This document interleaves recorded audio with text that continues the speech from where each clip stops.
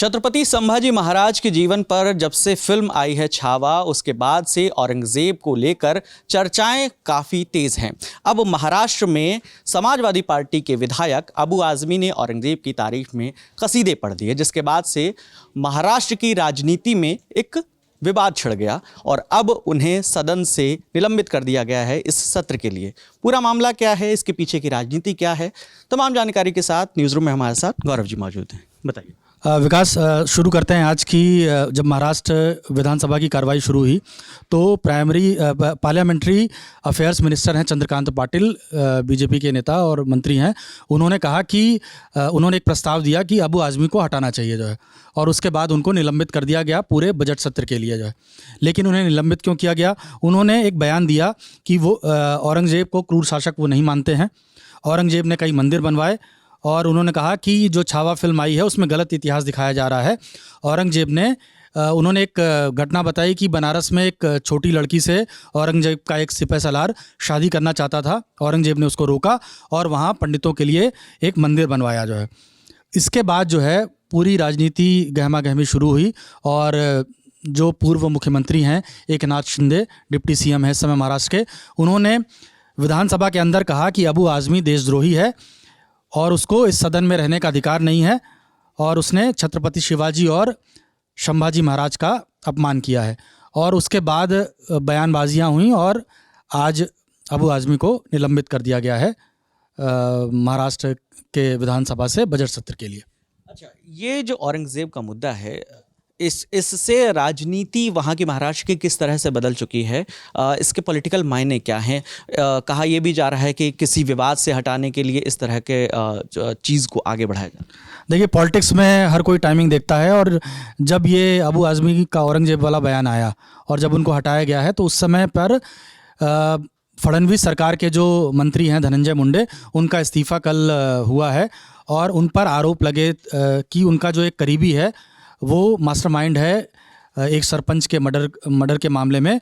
तो जब उसकी डिटेल्स सोशल मीडिया पे सर्कुलेट हुई, मीडिया में चली, तो उससे सरकार को लगा कि उसकी किरकिरी हो सकती है और विपक्ष लगातार यही आरोप लगा रहा है कि उस मुद्दे से ध्यान भटकाने के लिए अबू आज़मी से बयान दिलवाया गया और फिर इस पर हंगामा क्रिएट किया गया और आज उनको निलंबित कर दिया गया ताकि जो धनंजय मुंडे वाला मामला है उस पर ज़्यादा चर्चा ना हो, ध्यान भटक जाए। जो संजय राउत हैं, शिवसेना के सांसद हैं, उन्होंने कहा कि धनंजय मुंडे का जो इस्तीफ़ा है उससे ध्यान भटकाने के लिए किया गया है और अबू आज़मी ऐसे शख्स हैं जो फडणवीस के बहुत करीबी हैं, दोस्त हैं और जब भी असल मुद्दे से ध्यान भटकाना होता है तो उनका इस्तेमाल किया जाता है। और उन्होंने इसके साथ जोड़ा कि AIMIM भी ओवैसी की जो पार्टी है वो भी ऐसा करती रही है। दिलचस्प बात यह है विकास की AIMIM के जो महाराष्ट्र के प्रेसिडेंट हैं इम्तियाज़ जलील, औरंगाबाद से सांसद रहे हैं वो, उन्होंने कहा कि बी टीम जो है वो अबू आज़मी है, हम नहीं हैं। और उन्होंने ये भी कहा कि वो सुपारी लेते हैं कि कोई भी जब संकट आता है सरकार पर, बीजेपी की सरकार पर, तो उसमें कैसे उसको ध्यान भटकाना है वो काम अबू आज़मी करते हैं। तो ये विपक्ष का आरोप है कि धनंजय मुंडे के मामले से ध्यान भटकाने के लिए ये निलंबन हुआ है और ये औरंगजेब वाला जो पूरा मामला हुआ है वो हुआ है। हालांकि समाजवादी पार्टी ने इस पूरे बयान से किनारा किया है लेकिन कोई डिसिप्लिनरी एक्शन उनके खिलाफ नहीं लिया गया। देखिए, बीजेपी की यही मांग है कि अबू आज़मी को समाजवादी पार्टी हटाती क्यों नहीं है जो है, और उधर मामला जो है वो यूपी विधानसभा तक पहुंच गया है और योगी आदित्यनाथ ने यूपी विधानसभा के अंदर कहा है कि हमारे पास भेज दीजिए, हम उनको सुधार देंगे। चलिए, इससे पहले 2023 में भी एक बार औरंगजेब की तारीफ में बयान दिया था, फिर उनके बाद उन्हें अबू आज़मी को धमकी मिली और फिर उन्हें पुलिस प्रोटेक्शन भी मिली थी। तो पहली बार नहीं है कि उन्होंने इस तरह का विवादित बयान दिया हो। अब हम चलते हैं और ये जानते हैं कि औरंगजेब के मुद्दे पर जो पूरी बातचीत हो रही है, अक्षय हिस्ट्री को जानते, हिस्ट्री के स्टूडेंट हैं और साथ ही साथ महाराष्ट्र से ताल्लुक़ रखते हैं। अक्षय, हम ये जानना चाहेंगे औरंगजेब को जिस तरीके से दोनों वर्ग पोर्ट्रे कर रहे हैं, हकीकत क्या है इतिहास के हवाले से?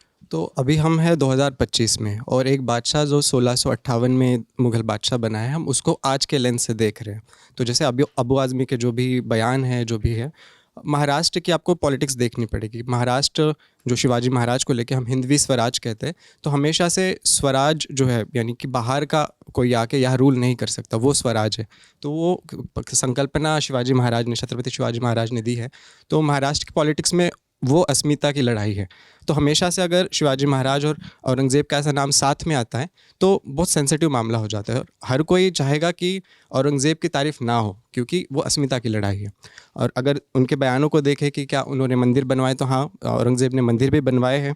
जैसे अगर मैं प्रोफेसर प्रदीप केशरवानी को कोट करूँ, जो हिस्टोरियन है सर्वेश्वर डिग्री कॉलेज के, तो उन्होंने सोमेश्वर महादेव मंदिर भी बनवाया जो संगम के अरेल घाट पे है।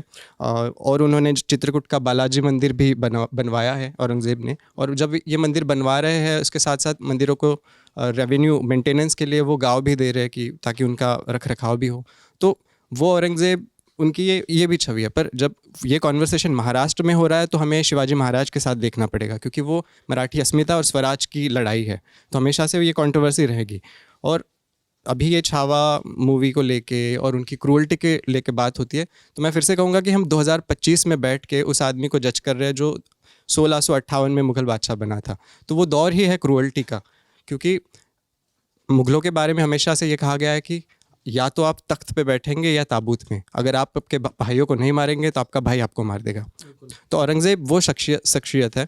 तो अगर उनकी जो बायोग्राफी लिखी गई है, Aurangzeb the man and myth, Audrey Truschke ने, अगर उनको कोट करूँ कि अगर औरंगज़ेब अपने भाइयों को नहीं मारते तो दारा शिकोह, जिन्हें ऑल्टरनेटिव फिगर के हिसाब से देखा जाता है कि वो थोड़े टॉलरेंट रूलर हो सकते थे, तो त्रुष्के कहते हैं कि मैं इससे इत्तेफाक नहीं रखती, वो भी उतने ही क्रूअल होते जितने औरंगज़ेब है।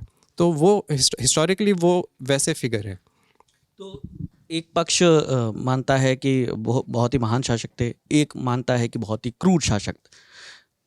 तो कहाँ कंक्लूजन पे कैसे पहुंचा जाएगा? किताबें पढ़ने की ज़रूरत है सबको। अब सिलेक्टिवली चीज़ें देखते हैं। दोनों पक्ष अपने अपने हिसाब से सही भी है और दोनों पक्ष अपने अपने हिसाब से गलत भी है। उन्होंने क्रूरल्टी की है, उन्होंने छत्रपति संभाजी महाराज के साथ क्रूरल्टी की है, उन्होंने गुरु तेग बहादुर साहब के साथ क्रूरल्टी की है। तो ये फैक्ट है। तो क्रूरल्टी के मामले में वो एज ए रूलर वो क्रूअल थे, तो वो डिनाई नहीं कर सकते। पर हर कोई चीज़ों को जिस हिसाब से देखता है, तो दोनों अपने हिसाब से सही है, दोनों अपने हिसाब से गलत भी है। औरंगज़ेब मामले में अबू आज़मी का जब बयान सामने आया, फिर जब निलंबन की उनकी बात होने लगी, तो उन्होंने ये कहकर पल्ला झाड़ा, वही एक राजनेताओं का एक तरीका होता है कि मेरे बयान को तोड़ मरोड़ कर पेश किया गया था। फिलहाल उनको इस बजट सत्र से विधानसभा से बाहर कर दिया गया, दोनों सदनों से।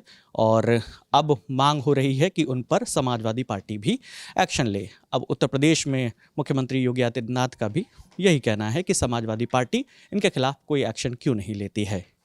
इस मामले पर आगे जो भी अपडेट आएगा हम आप तक लेकर लगातार आते रहेंगे। मेरा नाम विकास वर्मा है, देखते रहिए दी ललन टॉप। शुक्रिया।